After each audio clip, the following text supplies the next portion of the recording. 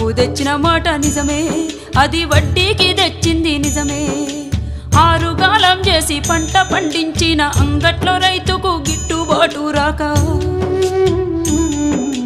అప్పు కొంత గట్టి గడువునే కోరితి గవర్నమెంట్ ఆర్డర్ అని ఇల్లు జప్తు చేసే. అయ్యా యాడ తెచ్చి గడుదును నేను ఎవరి కాళ్ళ పడుదును, యాడ తెచ్చి గడుదును నేను ఎవరి కాళ్ళ పడుదును. అసలేటి వానల్లో ముసలెట్ల కట్టుకొని మోకాటి బురదలో మడికట్టు దున్నితే